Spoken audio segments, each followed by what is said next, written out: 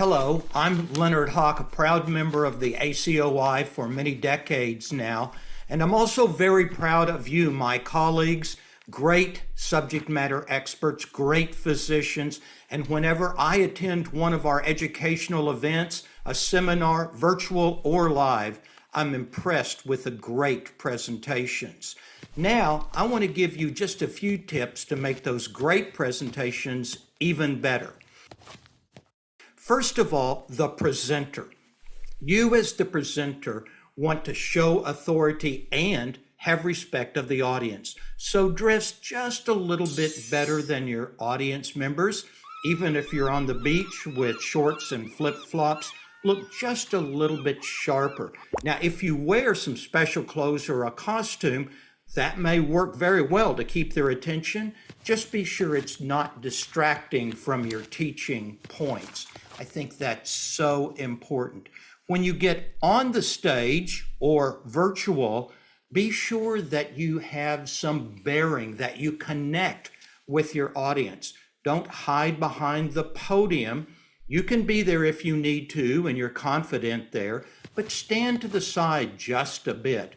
And if you're a little more courageous, walk slowly just a few feet on the stage and keeping eye contact. Virtually, it would be looking right into the camera like you're looking into the audience eyes. But if you're live and you have a big audience, look to the right, look to the center, look to the left, look to the back, to the middle, and the front. If you scan the audience, even a large audience, they'll think you're looking right at them. And that's very important. So if you're live, you want to show enthusiasm for your topic. You want to be sure that they see you as the subject expert, that you are a master and you have mastery of the topic. So as the presenter, they will stay connected with you, and that's ever so important. Now to the presentation itself. The goals and the objectives of any presentation have to meet CME standards, but I think they should meet your standards. What do you want your audience to learn from you? Not just to be entertained by you, but to improve their practice, their knowledge base, their skills. Now, it's often asked, what do you think your audience would remember 1 year after your presentation? So when you put your goals and objectives together, think of your personal goals for your audience so that you teach and they learn something that they will remember even a year later. Now, your slides. Almost all of us use PowerPoint, and this is actually a tough one to talk about tips for improved presentations. We all love our own slides. We use them, we want them to convey a message. So there's a couple of big issues with slides. One, don't read them. You should have slides that are an outline that keep you and the audience on track, but you are the engaging teacher, not your slides. So don't just read them. Love your topic, love your goals and objectives, and let your audience know it.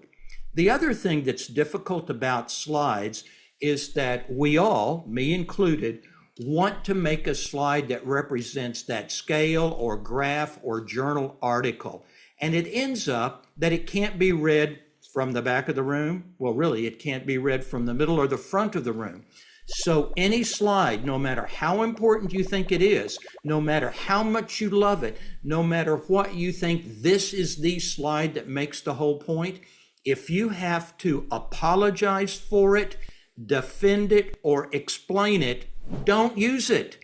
Now, you may think it's the best slide you've ever seen, but if the audience can't look at it and immediately connect to the fonts, to the graph, to the scale, to the article, they're going to take an intellectual timeout. They're going to be texting, looking about the room, not learning what you want them to learn. So take the essence of that slide, the thing you love about it so much, and make it in big fonts. The point of this slide is, don't just show the slide and talk about it.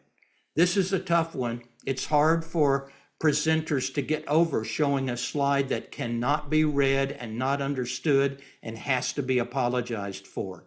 But I will tell you, get rid of it, make your point without using that slide. Now next, laser pointers or the mouse if you're virtual.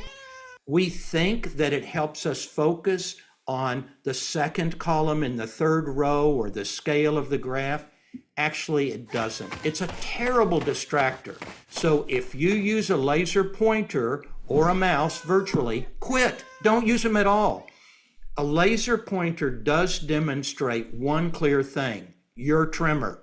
The audience will know whether you have hyperthyroidism or Parkinson's disease or an alcoholic tremor, but they won't see the value behind the red or the green dot. So don't use a laser pointer. If you feel like you have to, use the audience eyes and tell them, if you could look at the third column, the second row, you'll see the value that's so important here. Or if you'll look on the graph at the 10th week, you'll see the important value. Use the audience to focus on your point, because the laser pointer just won't do it at all. Now, one thing about virtual that I think is important, that's a distractor to me, some of the computer-generated backgrounds are quite beautiful, but when we use them in virtual conferences, they pixelate around our ears and head, you know, that fuzzy, goofy, spacey-looking thing, and that's a real distraction. Whenever the speaker, the presenter, is trying to make their point, and I'm watching their ears waffle like silly putty, it takes me away from the learning objective.